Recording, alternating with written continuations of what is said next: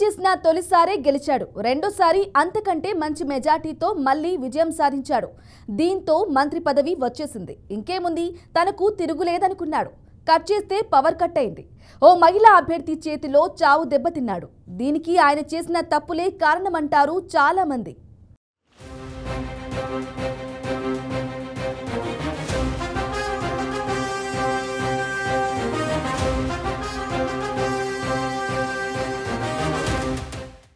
Faction రాజకీయాలకు పెట్టింది పేరు కడప జిల్లా. జిల్లా అంతా ఎలా ఉన్నా కడప అసెంబ్లీ సీటు మాత్రం ఎప్పుడూ హాట్ టాపిక్ గానే ఉంటుంది. మైనార్టీ ఓట్లు ఇక్కడ ఎక్కువగా ఉంటాయి. అందుకే ఆయా పార్టీలు సీట్లను కూడా మైనార్టీలకే అప్పగిస్తుంటాయి. కాంగ్రెస్, వైసీపీలకు ఇది కంచుకోట.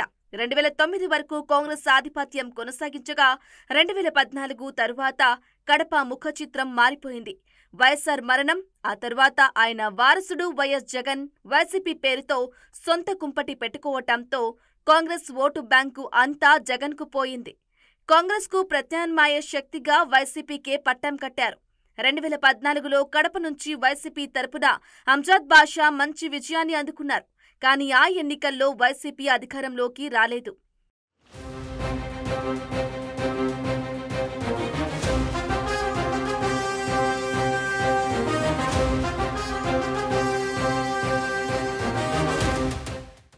పోటీ చేసిన తొలిసారి బంపర్ విక్టరీ కొట్టిన అంజాద్ బాషా 2019లోనూ సత్తా చాటారు.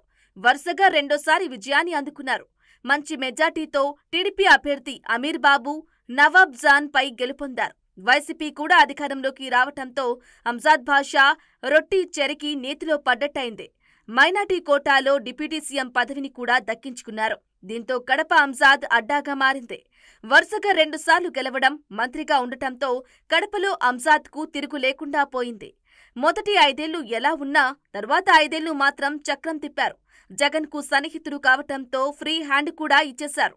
దీంతో కడప అంటే అంజాద్, అంజాద్ అంటే కడపగా వ్యవహారం మారిపోయింది.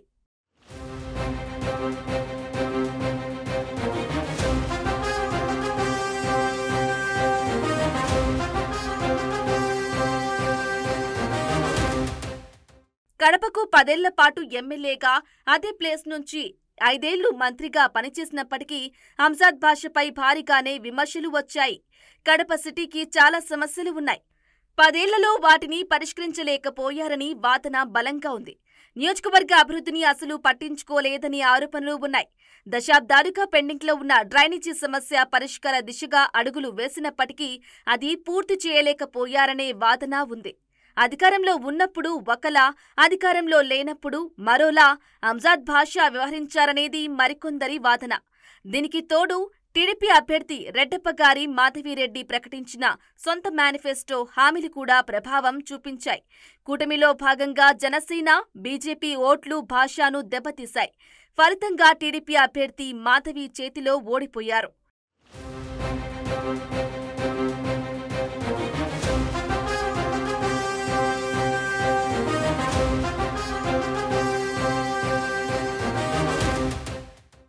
రెండు 2024 ఎన్నికల్లో ఓటమికి అంజాద్ బాషా స్వయం కృతాపరాధాలే కారణమంటారు చాలామంది.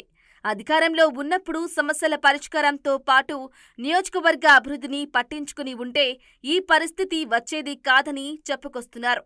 కంచుకోటలో పట్టుకోల్పోయిన అంజాద్ బాషా మళ్లీ గెలుస్తాడా అనే ప్రశ్న ఇప్పుడు ఉత్పన్నమవుతోంది. ఇదిలా ఉంటే మాధవిని ఢీకొట్టి మళ్లీ ఫ్యాన్ గాలి వీచేలా చేస్తామని అంజాద్ వర్గీయులు ధీమా వ్యక్తం చేస్తున్నారు.